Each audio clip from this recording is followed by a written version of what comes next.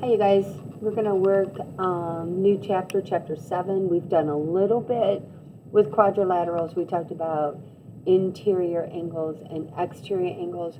We're going to talk now more about quadrilaterals, meaning four quad, four lateral means sides.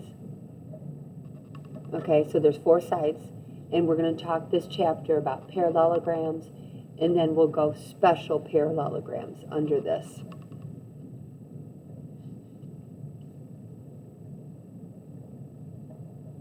The special parallelograms that we're going to talk about will include rectangles, rhombus, and then these two get together and they form a special one. They make a special one called a square. Okay, so this is where we're going in this chapter. This is our new information. I want to go back to some old stuff real quick. When we talk about parallel lines, okay, think about all the things that you know with parallel lines. Okay, like angle 2 and angle 6 are congruent. These are going to matter in what we do today. Okay, so 2 and 6. These are corresponding angles. So we know corresponding angles are congruent. Now this is only true if lines parallel. Okay? Which we see here, right? Parallel. So all your corresponding angles are congruent. So that's those angles. We also talked about, I'm going to go on this side. These are the ones we're going to talk mostly about, okay? I'm not going to do all of them. If they're on the same side interior, these are called consecutive interior or same side interior. Okay?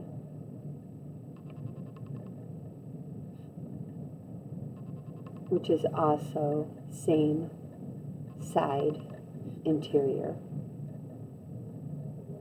Okay, angles are supplementary. Okay? When we say same side interior angles are supplementary, that means part plus part equals 180 degrees. Supplementary is 180. If they're supplementary, when we add the two angles together, it equals 180. So in this one, we're saying the measure of angle 3 plus the measure of angle 5 equals 180. We could also say the measure of angle 4 plus the measure of angle 6 is 180. When we say corresponding angles are congruent, this is part equals part. So in this case, we're going to say measure of angle 2 equals the measure of angle 6. And I could do that with 4 and 8, 1 with 5, and 3 with 7. Okay? Those are things that you want to hold on to and remember as we learn this new material about four-sided polygons. Okay? And the special ones we're going to start out with are rectangles, rhombuses, and squares. But to start with, we're only today going to talk about parallelograms. So these are four sides and they're parallelograms. So here we go. Number 1, both pairs of opposite sides are always parallel. Okay? Both pairs, opposite sides are parallel. That's the definition of a parallelogram. That's how a parallelogram is defined. So if I call this parallelogram A, B, C, D, because I'm telling you it's a parallelogram, so first the shape that represents parallelogram, we use this. That means parallelogram. Okay, that's what it means. So if I say parallelogram A, B, C, D, I read that parallelogram A, B, C, D. Okay, you start in one corner and then you keep going. You don't jump around. You stay in order. If I started with C, and I could go that counterclockwise or clockwise, either way, but I don't jump. I keep the letters in consecutive order when I name it. If quadrilateral A, B, C, D is a parallelogram, then I know opposite sides are parallel.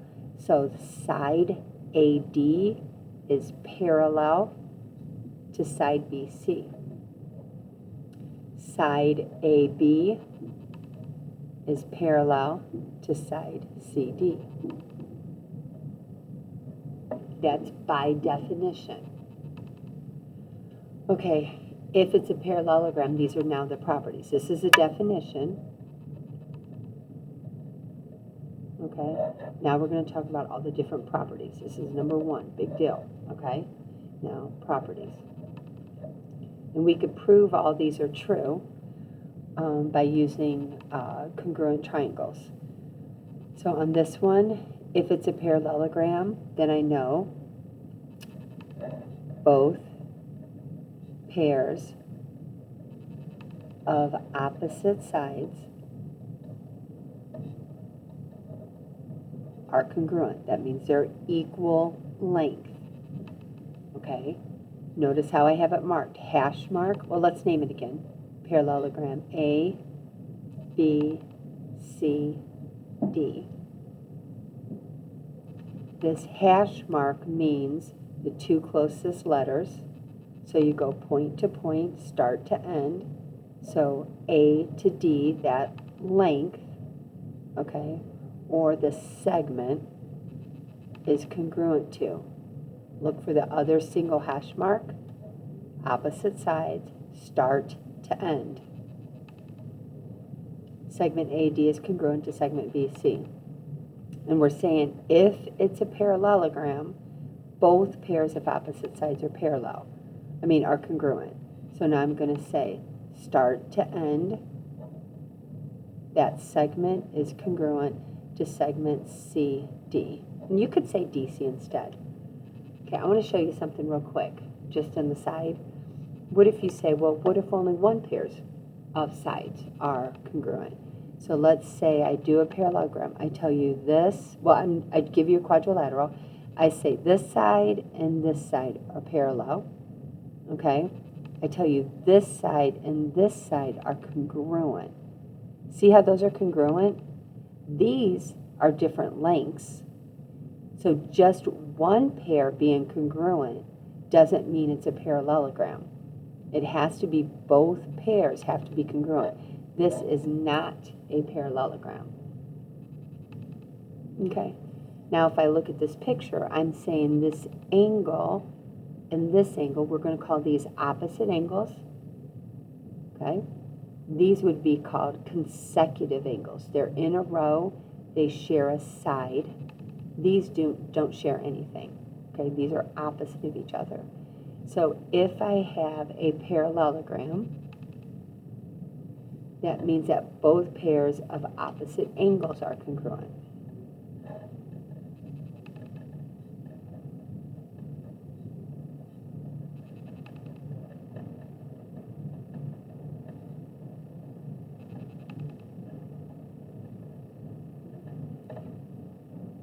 So on this, I'm going to say, I name it by the vertex, which is point A. So angle A is congruent to one curve, opposite angle. Angle C, you name it by the vertex. Do the same thing here. Angle B is congruent to angle D. Okay, that's if it's a parallelogram. All of these, it has to be a parallelogram. So why don't we put this up here? Parallelogram A, B, C, D. If it's a parallelogram, all this is true. Parallelogram A, B, C, D. If it's a parallelogram, all of that's true. Okay, now this one's a little bit harder. I want you to go back to our review of parallel lines. If two lines are parallel, then these consecutive angles always total 180. They're supplementary. It's part plus part is 180. So when I look at this, if I have parallelogram QRST, okay? And if I pick two angles that are in a row, they share a side, these are consecutive angles, okay? If I think about this, if I were to extend this and go like this, these are same side interior angles. Can you guys see what I'm saying? If I were to extend it, okay, these would be same side interior angles, and they're supplementary. The measure, if I take x, add it to y, it will equal 180, okay? So on this one, I'm going to say, number 4, if it's a parallelogram, consecutive angles are supplementary. It's got a lot of words in it. This is supplementary, means 180. They total 180. Consecutive means in a row together. Okay? They share, they're not opposite. So x and y are consecutive. Y and x are consecutive. Y, yep, okay? They got to be in a row. Okay, they share a side. That's what consecutive means. And this is always going to be part plus part equals 180. So on this picture here, I'm going to say x plus y equals 180. If I went this way, it would be x plus y is 180. Now I'm going to turn my paper so you guys get what I'm doing. I could also say these angles this way, 180. Y and x, 180. X and y, 180. Okay? They have to be on the same, they have to share a side. Okay, now the last thing we're going to say, if it's a parallelogram, okay, let's name this one differently. We'll be risky. We'll call this DOGS,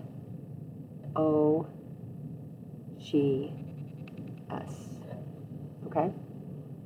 Now a diagonal is going to connect, if you remember we talked about diagonals a while ago, and we said a diagonal, it always connects non-consecutive vertices. This is a diagonal. This is a diagonal. Okay? So if I have parallelogram, we're just going to name it different. I'm going to start down here. SGOD. I'm just going in order. Notice I picked a different starting place, which I can do as long as I go in order. I don't jump around. I also can go counterclockwise. A diagonal is going to connect the opposite vertices. Okay, that's a diagonal. So let's just put this down here, right down here. Let's draw what a diagonal is, just in case. If I have a four-sided figure, this right here is a diagonal. Let's call this STUV.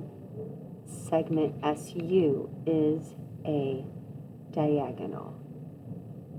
The segment that connects two vertices that are not. I wrote all that out. Sorry guys, hold on.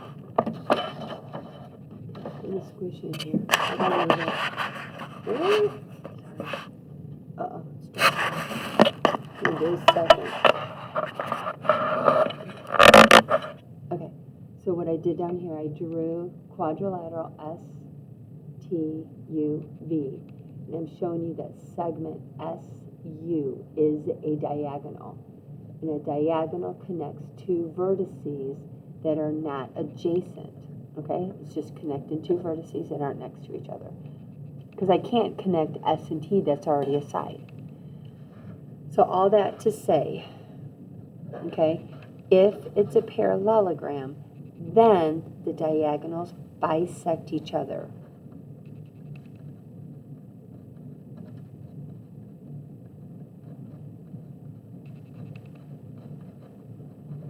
Okay?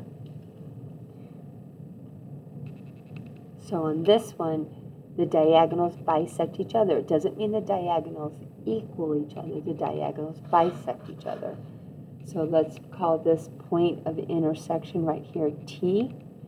That would mean G to T is equal length from T to D.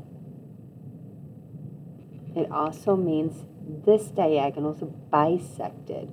We're dividing it into two congruent parts. Bisect. Divide into two equal parts. Each diagonal is divided into two equal parts. So all these are going to be parts equal part. Okay? So that means from S to T, that length is equal from T to O. Okay? There's front. Got it. Okay, let's flip it over. Okay, so on these, we got to go, okay, each, I should have had this on here, quadrilateral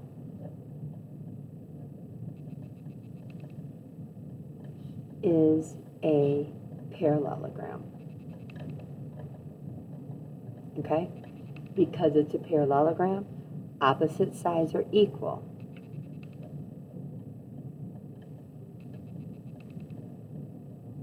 Okay? So that means y is 15, x is 9. On this one, same thing. It's a parallelogram.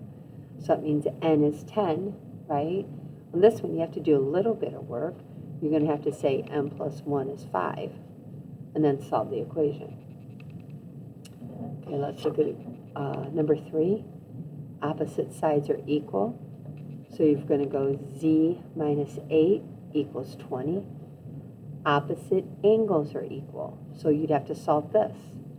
D minus 21 equals 105. On this one, opposite sides are equal. So 16 minus 8 equals 7. Solve it. Opposite angles are equal. Okay? On this one, you're doing exactly the same thing. Notice they're showing you it's a parallelogram with the arrows. They're showing you it's a parallelogram with the angles. They're showing you it's with the arrows. It's a parallelogram with the arrows. So you're going to go x plus 4 equals 12. 65 equals y. Opposite angles. Opposite angles are congruent. Opposite sides are congruent. On this one, it says find the length from F to G.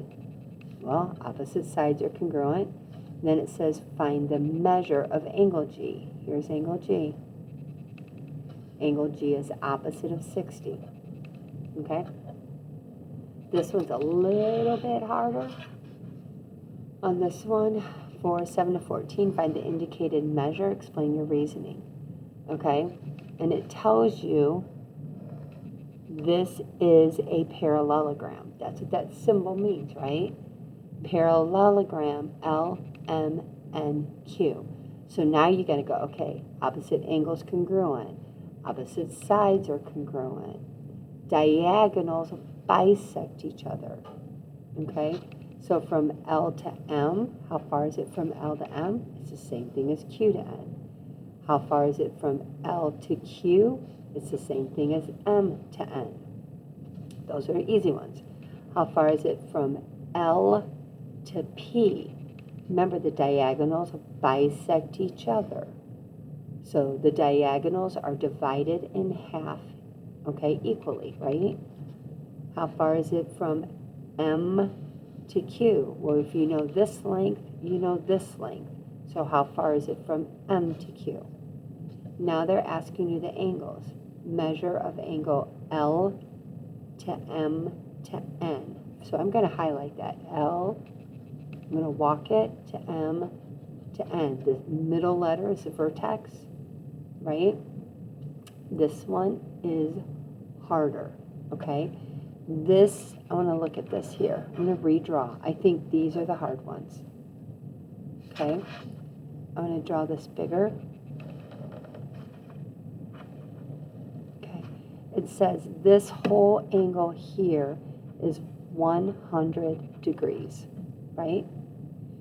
I know that when lines are parallel, which these are because this is a parallelogram, okay, that same side interior angles, consecutive angles, are supplementary.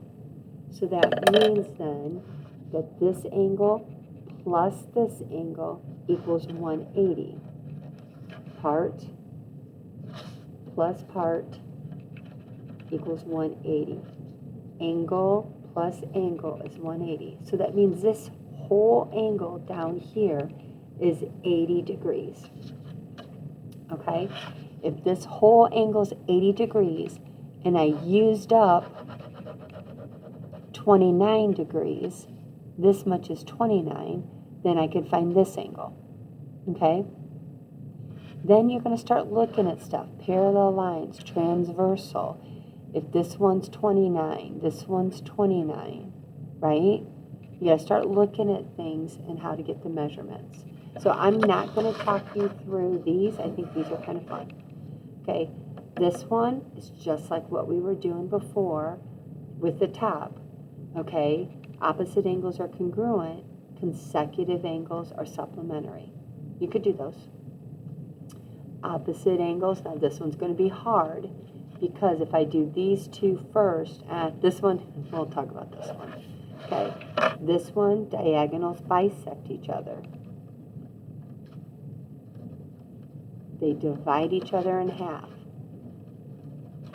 for both. Okay, so you're going to use that for 17 and for 18. Okay, see what you got, and good luck.